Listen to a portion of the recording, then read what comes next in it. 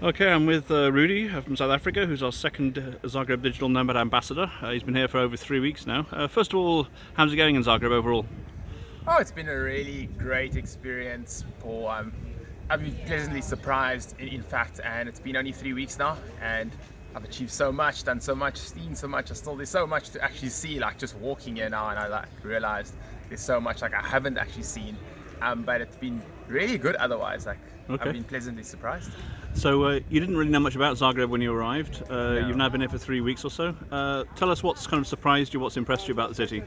Yes, this is my third time in Croatia, and I've never been to Zagreb before, but about 4 hours for a flight. But what has surprised me the most about Zagreb is the amount of English spoken, despite the coast being the touristic side of it, and having all those tourists that come there, a lot of English tourists, British, English, British, the US tourists, all English based. There's almost like there's more of a level of English here in Zagreb, more spoken that is, and the food scene has been absolutely incredible. I mean, also just researching websites, everything's in English. You can swap between Croatian, English, Dutch, German, any websites. I mean, they're really catering out there for digital nomads. Yeah. Do you find the food scene different on the coast than to Zagreb? 100%. I think that's been the winning factor for me here in Zagreb. On the coast, I find like it's more Mediterranean, very standard seafood dishes and more Italian style pastas, that is. But in Zagreb, there's a whole array, like the culinary scene is absolutely phenomenal. I mean, you can go from Sri Lankan to Chinese to Japanese to, there's sushi, there's Indian. I mean, there's all sorts of foods, and it's such a vast array of restaurants and types of foods here, which has been really amazing. Actually, like rivals with Cape Town, my home city. So. Okay, well, that's praise indeed. Now you're a very active guy. What's Zagreb been like as kind of a destination for people who are into sports and keeping fit and so on? That's been really good, actually. That's one of the key reasons why I was just so excited to come to Zagreb. It was quite difficult on the coast. There's not many wellness centers, training facilities on the coast. There's more little outdoor parks here and there, but it's quite far out. Whereas in Zagreb, it has literally everything from swimming to cycling to running to world-class gym facilities, which includes saunas, the most modernized equipment, tons of yoga studios. I missed my yoga class yesterday. I went there, but I got the times wrong. And the gym that I'm at is absolutely phenomenal. There's group classes. They're really right up there, I think, with the modern trends of fitness, that is, Okay. compared to the coast.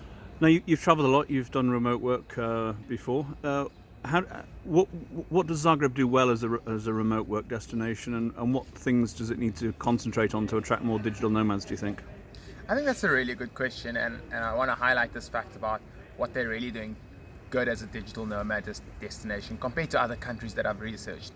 Is that, you want to get a cell phone, a voucher, that is a data card. There you can go to T-Mobile and they offer digital nomad packages.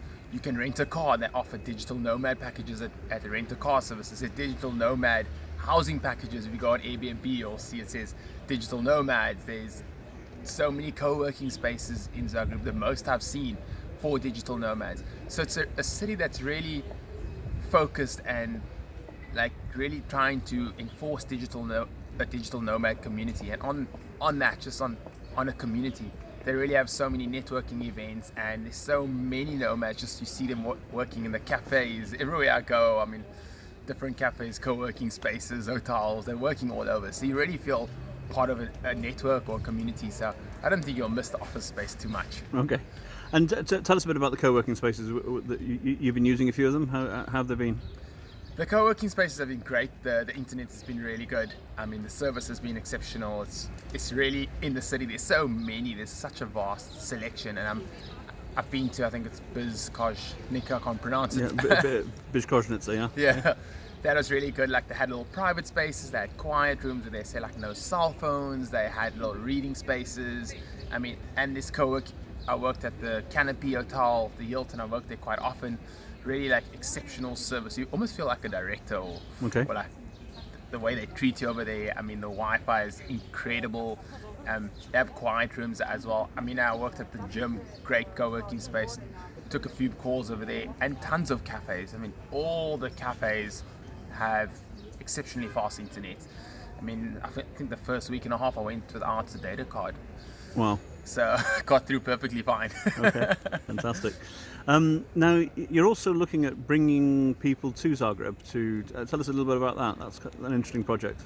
That's correct. I'm busy researching that and bringing like entire, I don't say a herd or community of people. That is probably about another 50 consultants who I'm looking at bringing up to Zagreb, because I just feel it has that feel as a digital nomad community, and so many South Africans want to be in Europe, and it's easy access to the rest of Europe as well. And like, it's just a perfect space. The fact that Zagreb is bringing all these networking events, I think it's really good for them as a new base to serve, because currently they're in the US, South Africa, and they're just looking to have a European base and researching Zagreb as the potential next home.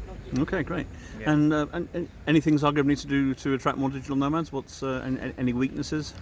I don't want to say weaknesses. I think they're doing a great job at attracting digital nomads. Like, a lot of this I'm actually going to take back home as to what they can do in Cape Town. Like, from having the digital nomad week to really making you feel like a home away from home, and you're not caught up in this tourist trap where you have to pay all these exorbitant tourist prices. And what I want to say, what they can really do, or just actually build on, they really do a great job at having so many networking events and hosting different events for nomads to get together. I think just to extend that from Friday, Saturday in the week just to a Sunday. Okay. Sunday's quite quiet in the city, and I think like bringing the community together and say, let's go together, let's go do a hike, let's go out here for a day trip. I mean, everything's relatively close, let's go to the park together.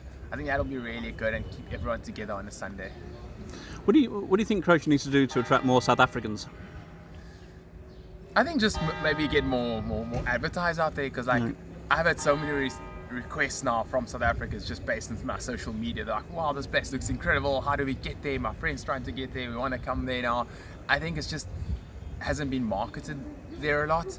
I think South Africa still has a mentality of people have to be in an office, so it just comes down to your employer. It's a very sticky situation with just people working remotely.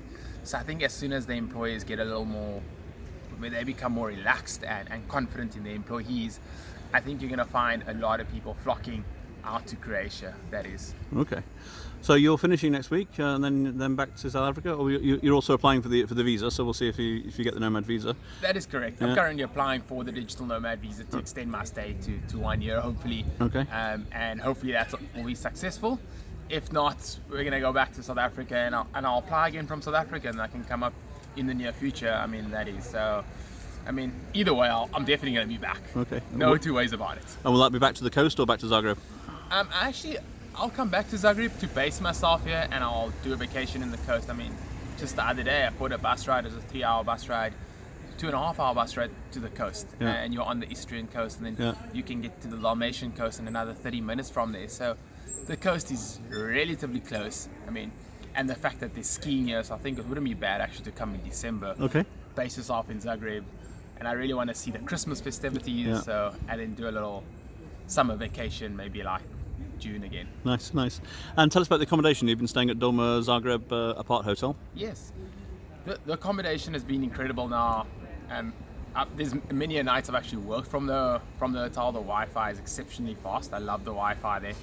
The apartment's relatively close to everything. I mean, I think I used the tram probably 4 times maximum in my stay. Right. We walked everywhere. I mean, there's a yoga center, the gym's 5 minutes away, the two co-working spaces about 10 minutes away, the city center's 5 minutes away, the main square and all the main restaurants about 5 minutes away. So I've really loved this space. It's really close, as all fully fitted, aircon, kitchenette, fully stocked kitchen, everything you need. Coffee machines, which is very important. Yeah. Excellent. And it really feels like quite cozy and comfortable. Excellent. Good. All right. Well, thanks very much for being our ambassador, and good luck with the visa, and hopefully we'll see you back in Zagreb soon. Oh, thank you. No, definitely you will see me back.